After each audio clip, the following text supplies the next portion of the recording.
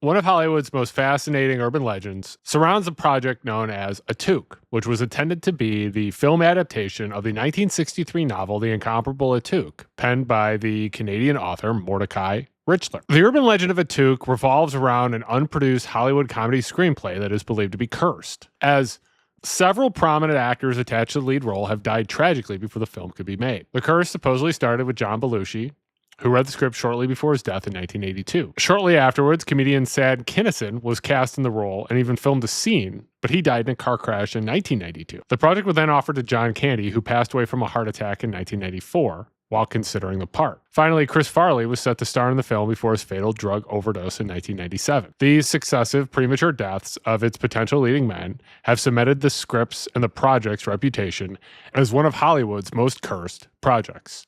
This is the story of the cursed unmade film of Atuk. Let's get spooky. Hey, spooky people, it's your best friend Kenny, and we are back with another spooky, disturbing story.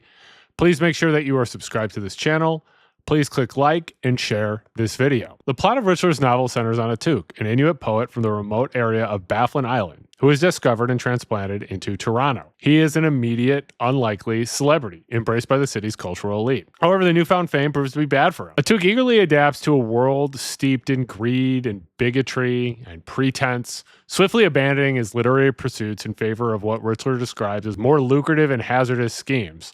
Now, personally, I love lucrative and hazardous schemes. Prefer them to be lucrative, but hazardous is also fine. His journey is one of moral and artistic decay, a downward spiral from an authentic artist to a cynical opportunist. Richler's aim was to lampoon the self-deceptions of the Canadian identity. He attacks a nation that, in his view, Canada, sought cultural independence from its southern neighbor while slavishly pursuing the American dream. A central target of his critique was the fetishization of indigenous culture by a predominantly white urban intellectual class. The characters of the novel first laud Atuk as a noble savage, a pure and primitive voice from the unspoiled North. As this corruption becomes apparent, they seamlessly pivot, rebranding him as a symbol of raw Canadian and anti-American sentiment. To ground his satire in reality, Richler populated the novel with thinly veiled parodies of prominent Canadian figures of the area, including author Hugh Garner, adding a layer of pointed social commentary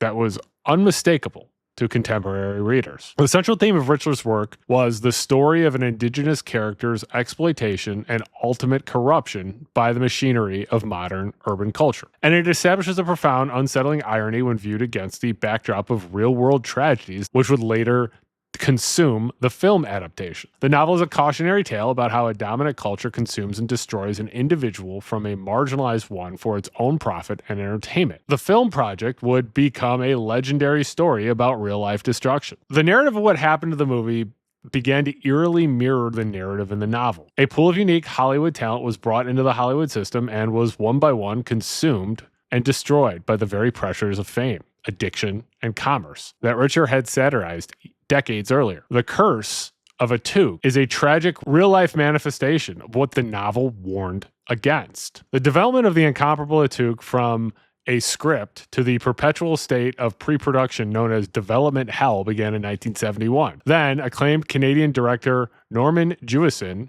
riding a wave of success from films like In the Heat of the Night, purchased the film's rights. Jewison's initial plan was to shoot the adaptation in Canada following the completion of his musical, Jesus Christ Superstar. However, the project languished for several years until around 1977, when Jewison commissioned Todd Carroll, a writer for the influential humor publication National Lampoon magazine, to write the screenplay. Carroll completed his draft, titled simply Atuk, by 1979. From the beginning, the screenplay marked a significant departure from Richler's novel, shifting both its setting and its themes. The story was transplanted from the Canadian context of Toronto to the American media capital of New York City. The protagonist was no longer a Canadian Inuit poet from Baffin Island, but an Alaskan native, a young man who harbors dreams of seeing the world beyond his remote territory. The transformation altered the story's fundamental genre. Richler's satire was softened into a more conventional fish-out-of-water comedy, a popular,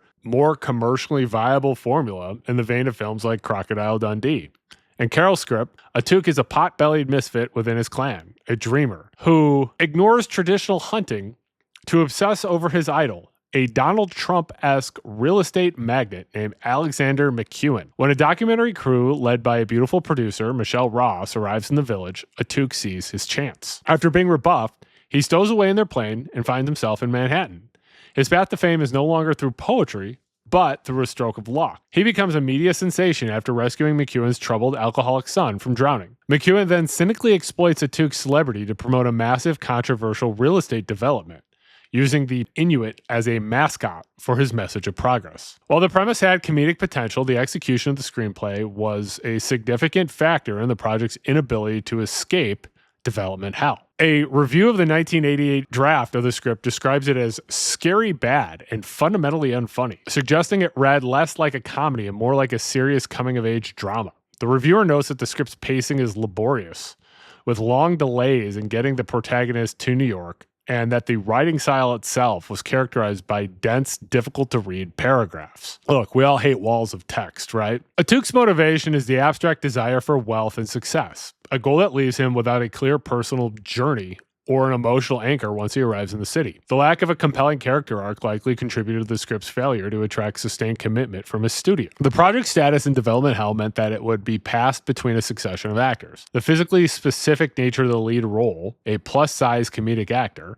further narrowed the pool of candidates to a very particular demographic. Unfortunately, tragically, this demographic of performance in the 1980s and 1990s was particularly vulnerable to the perils of substance abuse, mental health struggles, and physical ailments related to the lifestyle and immense pressures of fame. So, was it an actual curse? It would be pretty ridiculous to say that the script or this project is what killed these actors. And its failure to get produced has a lot of factors, including the fact that the script wasn't good and the fact that there was a long timeline because of the fact that the script wasn't good, which increases the window for bad things to happen. John Belushi was the first major star to become tragically linked to the Atuk screenplay.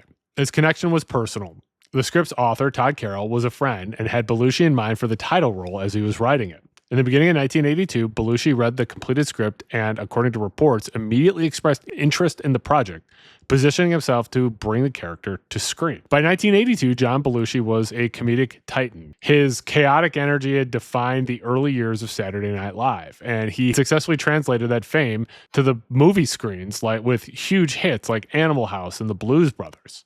Yet his meteoric rise was shadowed by a severe addiction to drugs. His substance abuse was an open secret in Hollywood, a problem that grew in proportion to his fame. In his final months of his life, it is estimated that Belushi was spending approximately $2,500 per week on his drug habit. Friends and colleagues, including his Blues Brothers co-star Dan Aykroyd, spoke on his reliance on cocaine to cope with the pressures of his career. Aykroyd famously revealed that the production of their film had a specific budget line item for cocaine to be used during night shoots. Belushi's wife, Judy Belushi Pisano, later reflected on the destructive cycle, saying, "We had everything going for us, and yet because of those damn drugs, everything just got out of control." Belushi would never be able to star in Atuk. On March 5th, 1982, just months after his enthusiastic reading of the script, he was found dead in Bungalow 3 of the Chateau Marmont Hotel on Hollywood's Sunset Strip. He was 33 years old. The Los Angeles coroner's report listed the official cause of death as acute cocaine and heroin intoxication. This lethal combination is known as a speedball and had been administered to him by Kathy Evelyn Smith, a Canadian drug dealer and rock groupie whom Belushi had known from his time on SNL. In an interview that was shocking with the National Enquirer months later, Smith confessed, "I killed John Belushi. I didn't mean to, but I am responsible." She was eventually extradited from Canada, charged with second-degree murder, and ultimately pled no contest to involuntary manslaughter, for which she served a 15-month prison sentence.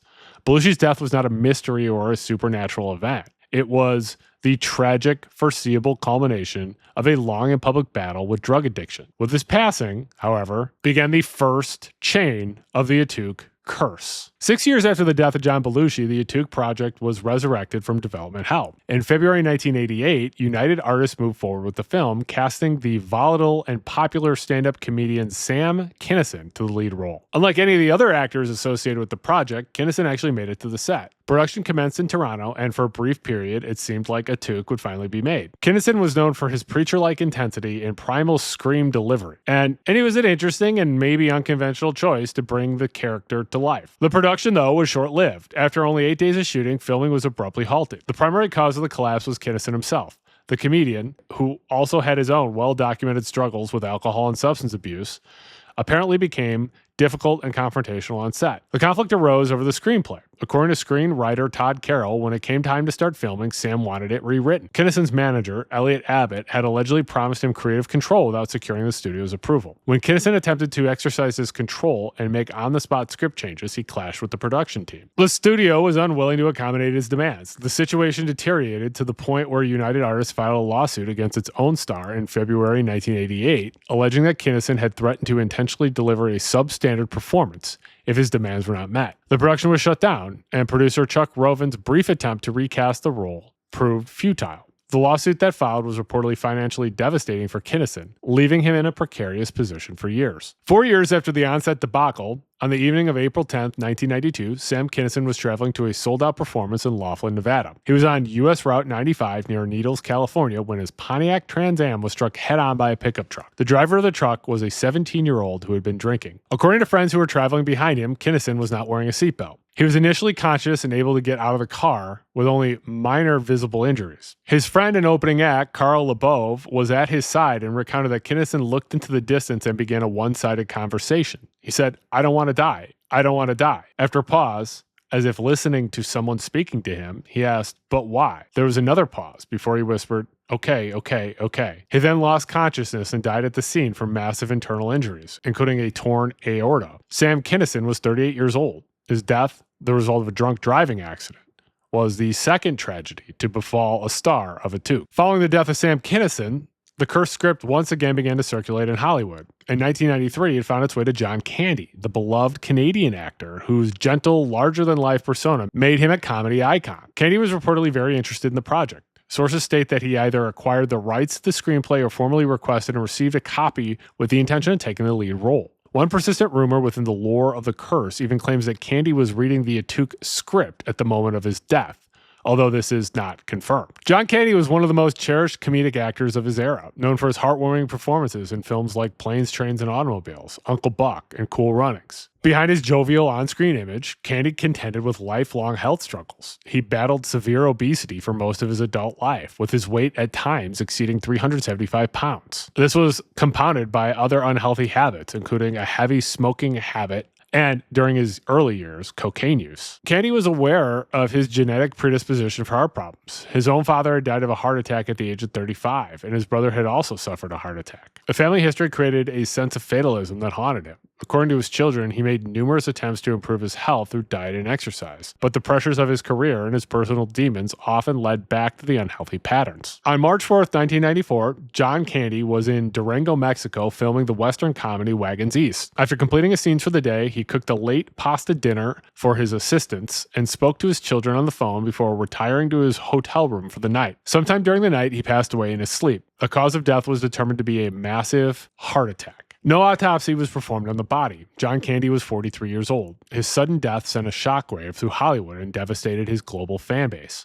This would be the third premature death of a comedic superstar who had been set to play the role of Atuk. Even after the deaths of John Belushi, Sam Kinison, and John Candy, the Atuk screenplay lived on. In 1997, United Artists once again considered reviving the project, and the role was offered to the heir apparent for John Belushi's comedic throne, Chris Farley. For Farley, the connection was deeply personal. He idolized Belushi throughout his life, modeling his high-energy, physically demanding comedic style on that of the late SNL legend. The opportunity to take on a role that his hero had once considered was a source of immense excitement. He was reportedly overjoyed at the process. As most of you know, there are tragic parallels between Chris Farley and John Belushi. Both are Midwesterners who found stardom on Saturday Night Live. Both were rare comedic geniuses with fearless physicality and an underlying vulnerability that endeared them to audiences. And they both had problems with addiction and obesity. Farley's self-destructive path was a source of great concern for his friends and colleagues, many of whom saw him heading towards the same fate as his idol. Comedian Chevy Chase once warned him, "Look, you're not John Belushi, and when you overdose, you will not have the same acclaim that John did." John Belushi's own brother, Jim, also pleaded with Farley, telling him, "You can't follow his track. The guy did drugs. He's dead." Despite these warnings and a reported 17 attempts at rehab, Farley was unable to escape his demons. On December 18th, 1997, after a reported 4-day binge of drugs and alcohol, Chris Farley's younger brother, John, found him dead on the floor of his apartment in Chicago's John Hancock Center. The official toxicology report confirmed that it was what many had feared. The cause of death was an overdose of cocaine and morphine. It was the exact same lethal combination that had killed John Belushi 15 years earlier. Chris Farley died at the age of 33, the exact same age as his hero, John Belushi, and he was the fourth potential star of Atuk to pass. As the legend of the Atuk curse grew, the narrative began to expand, pulling in other tragedies that were more tangentially connected to the script. The first of these collateral victims was Michael O'Donoghue, a notoriously dark-humored writer. O'Donoghue's connection to the script was through his relationships with the principal actors. As the first head writer for Saturday Night Live, he was a friend and collaborator of John Belushi and a known associate of Sam Kinison and John Candy. The stories vary, but he is credited within the lore as having played a key role in the script circulation. Some versions of the story state that he was the one who recommended the script to both Belushi and Kinison, while others claim he either gave the script to John Candy or read it with him shortly before his death. On November 8th, 1994, at the age of 54, Michael O'Donoghue died suddenly from a cerebral hemorrhage. His death occurred just 8 months after his friend John Candy. It was later noted that O'Donoghue had a history of suffering from chronic severe migraines, a condition that can sometimes be associated with underlying cerebrovascular issues. The final death attributed to the curse was that of Phil Hartman, another beloved Saturday Night Live alumnus, renowned for his incredible versatility and sharp character work. Hartman's connection to Atuk was through his friendship with Chris Farley.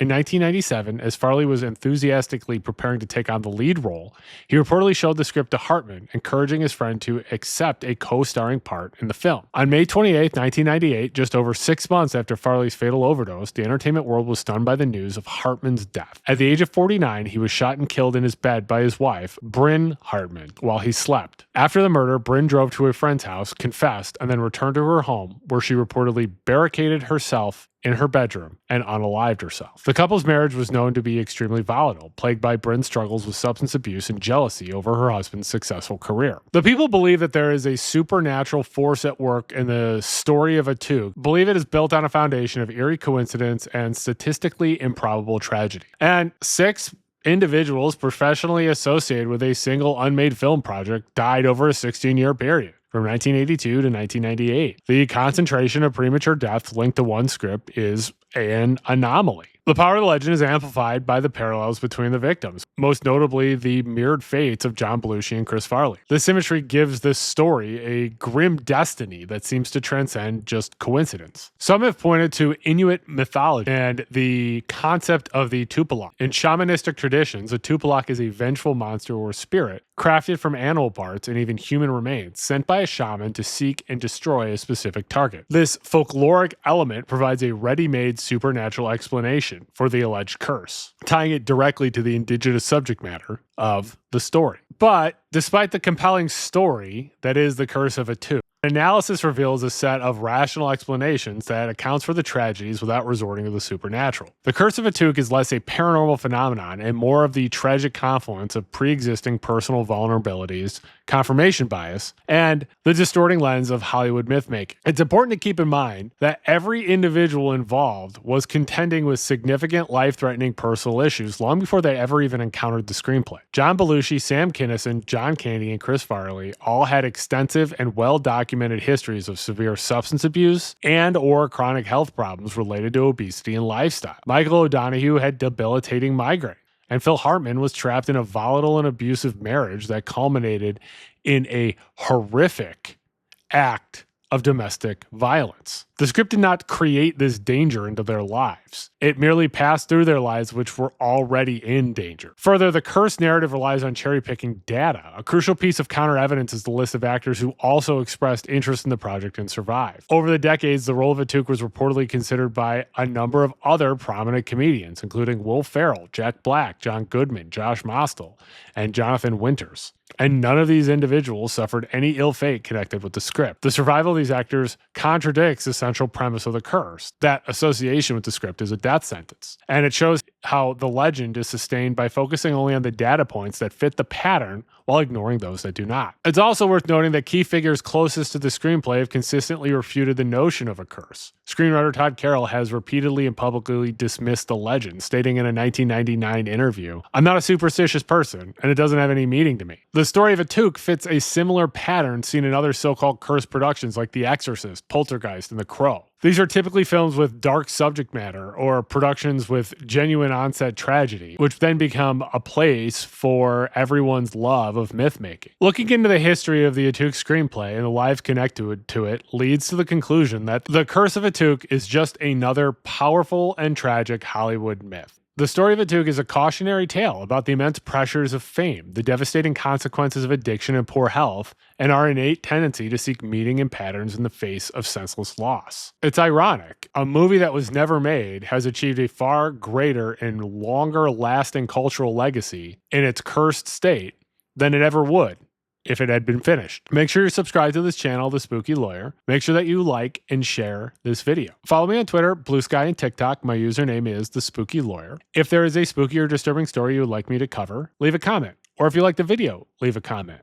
Or if you're feeling shy, send me an email. My email address is thespookyLawyer@gmail.com. If you'd like to support the channel, there's a link in the description to buy me a coffee, and you can buy me a coffee. Or you can become a member of the channel. And for the $1.99 tier, you can get access to exclusive content, including exclusive videos, as well as early access to all of my videos before they are made public. I appreciate you considering this. I'm going to put the names of all of the people who have donated to this channel here, and I'm going to put the names of all of the members of this channel here. You also support me by clicking like, sharing, and continuing to watch my videos. And I do really appreciate that you watch my videos. And please stay spooky.